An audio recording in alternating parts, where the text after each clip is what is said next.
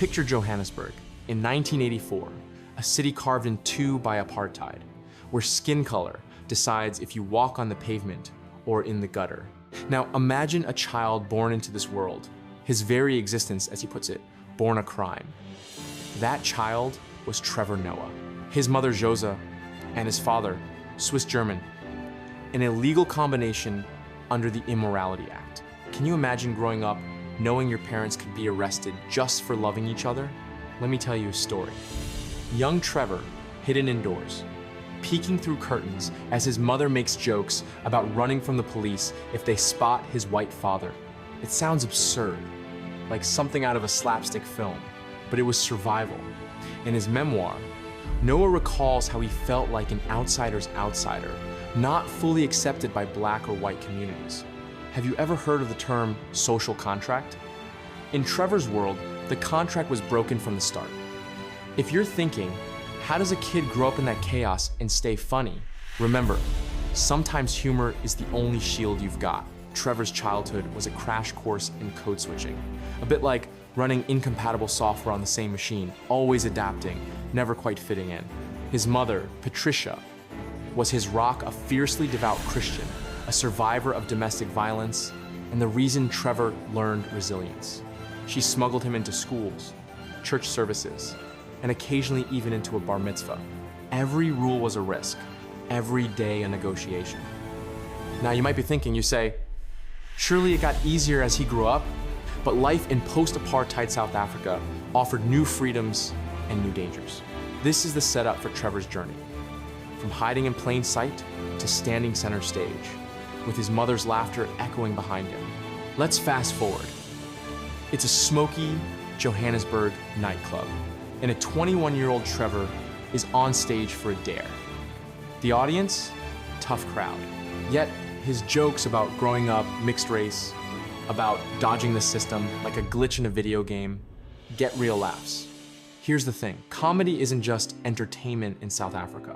It's a pressure valve, a code for speaking the unspeakable, two technical terms: observational comedy, finding the absurd in everyday life, and satire, using humor to expose injustice. Trevor Noah mastered both. Now you might be thinking, why comedy? Why not politics or activism? Because, as Trevor learned, a joke can cross boundaries that a protest can't. Laughter disarms authority, smuggles truth past censors. He quickly rose from local comedy circuits to hosting Tonight with Trevor Noah, blending sharp wit with biting commentary. Each show was a micro battle. Could he make South Africans black, white, colored, rich, poor, see themselves reflected, laugh together, maybe heal a little? Let me tell you about his stand-up special, The Daywalker. The title itself is a wink to being both insider and outsider. Trevor riffs on dialects, on the bureaucracy of race. His bit about being too black for the white kids, too white for the black kids is both hilarious and gut-punching. Comedy became his armor, his connection, and his weapon. But remember, the setup of comedy is expectation, the conflict is reality, and the resolution is laughter. He didn't stop in South Africa. Soon, he was on The Tonight Show and Letterman, breaking barriers as the first South African stand-up on those legendary American stages. Imagine that leap Johannesburg to New York, apartheid's legacy to American late-night TV. Was it culture shock or just another adaptation? If you wonder how Trevor made comedy his passport, think of it as a master key, unlocking doors, softening hearts, and sometimes starting revolutions with a punchline. Here's the turning point, 2015. Comedy Central takes a risk appointing a South African outsider to host The Daily Show after the iconic Jon Stewart. Now, that's like being handed the controls to a Boeing 747 when you've only flown a crop duster. Audience expectations were sky high, and so was skepticism. Ratings dipped, critics circled. And Trevor became the subject of what you might call media scrutiny, a technical term for intense, sometimes relentless examination by press and public alike. Now, you might be thinking, didn't he get attacked for old jokes?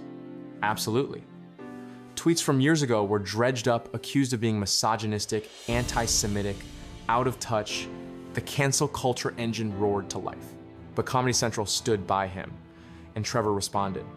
To reduce my views to a handful of jokes that didn't land is not a true reflection of my character.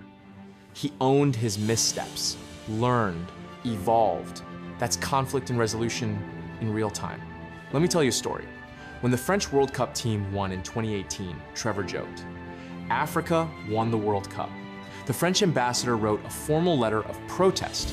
Trevor responded, on air, with the clarity of a man who's lived between identities. You can be both. He turned controversy into conversation, using satirical news humor with a journalistic backbone to probe complex truths. His tenure brought global issues into sharp relief. From George Floyd to the war in Ukraine, Noah used The Daily Show as a platform for media criticism, another technical term, but in plain speak, calling out the double standards and blind spots of coverage. He humanized the news, made pain and politics relatable. Now, you might be asking, you say, did he make a real difference? The answer lies in his influence. Emmy wins, viral monologues, and a new generation of comedians. Hassan Minhaj, Michelle Wolf, who followed his path. When Trevor left The Daily Show, it wasn't an ending, it was a pivot. Hosting the Grammys, launching global podcasts, creating the Trevor Noah Foundation for Education in South Africa. The resolution? A voice from Soweto, once outlawed, became one of the most influential on the planet.